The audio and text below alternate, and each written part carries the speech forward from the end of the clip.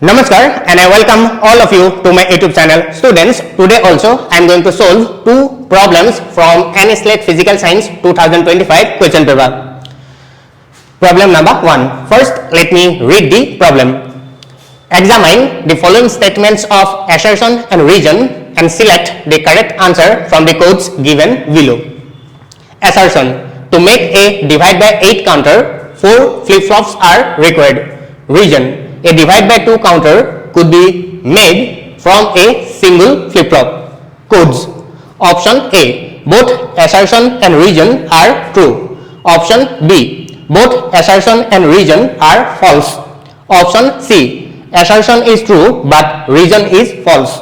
Option D, assertion is false but reason is true. Students, to solve this problem, we need to know one formula. That formula is a divide by n counter needs log 2 base n number of flip-flops.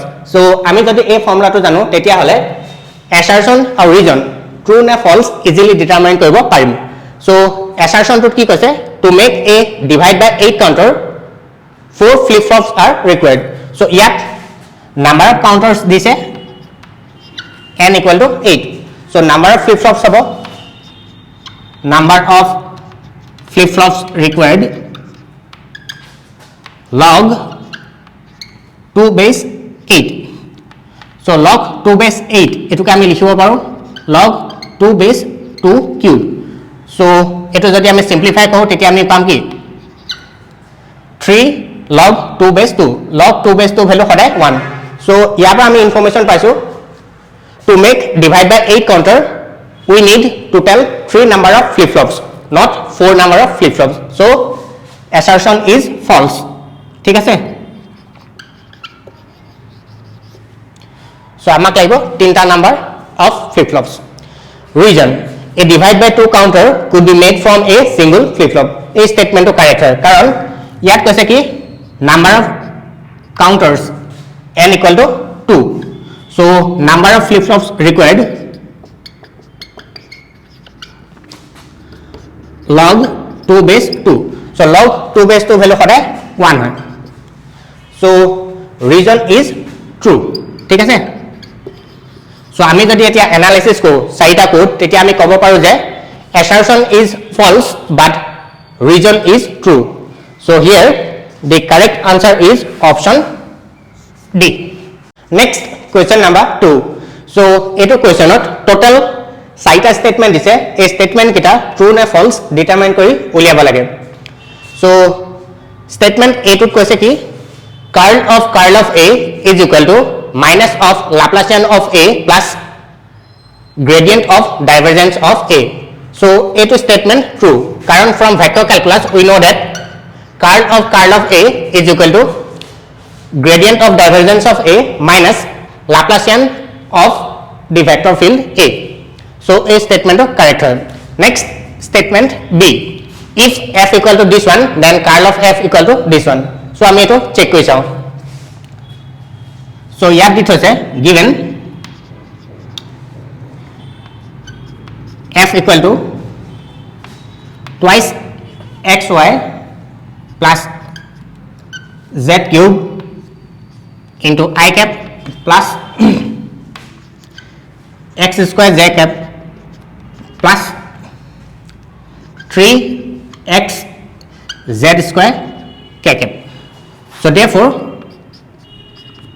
curl of f is equal to I cap z cap k cap del del x del del y del del z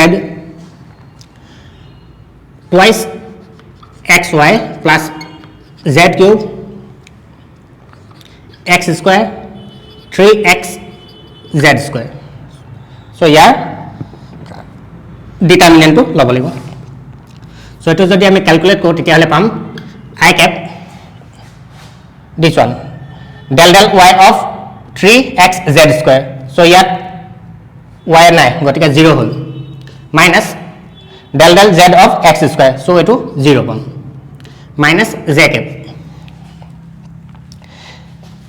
del del x of this one. So, 3 z square minus del del z of this one.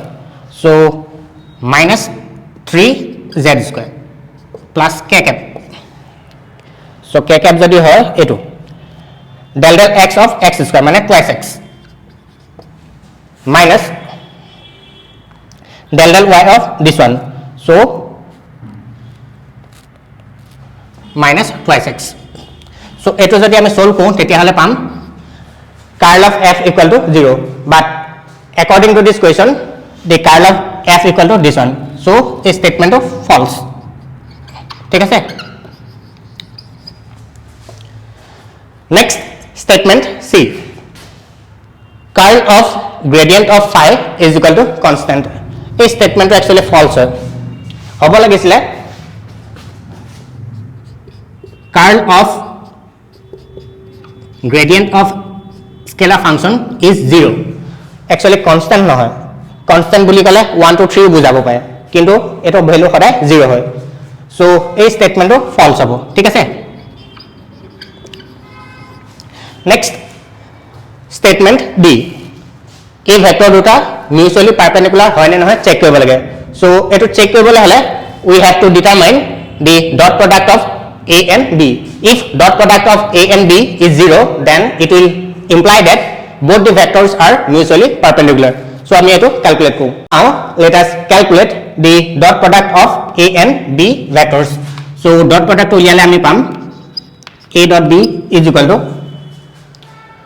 2 into 4 8 3 into minus 2 minus 6 1 into minus 2 minus 2. So 8 minus 8 is equal to 0. So यहाँ पर हमें information कर सके the dot product of a and b is equal to 0. It implies that both the vectors are mutually perpendicular. So statement D is true. So এতিয়া যদি আমি ইয়াৰ পৰা code কিটা চাও তেতিয়া আমি পাম option C is the correct answer. কাৰণ ইয়াত statement A to true হৈছে statement B false statement C false and statement D true ঠিক আছে অলপ দিনৰ আগতে তোমালোকৰ কাৰণে স্লেটৰ নোটিফিকেশনটো ওলাইছে সো কেটামান ইম্পৰ্টেন্ট ডেট মই ইয়াত লিখি দিছো তোমালোকে মন দি শুনিবা so online form fill up to start হৈছে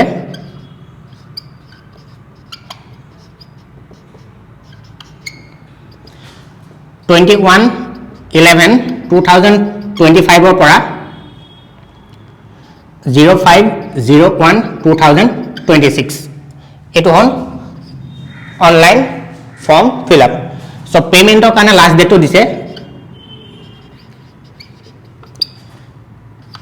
21/2026 আৰু এক্সামৰ ডেটটো দিছে 15/3/2026 সো এই সময়খিনি তোমালোকৰ কাৰণে বহুত ইম্পৰ্টেন্ট জিমান পাৰা হিমান প্ৰিভিয়াস ইয়াৰ কোৱেশ্চনছ সলভ কৰিবলৈ ট্ৰাই কৰা স্পেশালি 2021 ৰ পৰা 2025 কেনকা টাইপৰ কোৱেশ্চন আহিব এট লিষ্ট তোমালোকে আইডিয়া পাবা আৰু নেক্সট তোমালোকৰ জিমান নোটছ আছে শৰ্ট নোটছ হওক লং নোটছ হওক ৰিভিজন কৰা তেতিয়া কোৱেশ্চনখিনি সলভ কৰিব পাৰিবা নহলে ইমান ইজিলি সলভ কৰিব নোৱাৰিবা এইটোৱে হল আজিৰ ভিডিওটি কেনকা লাগিলে কমেন্ট কৰি জনাবা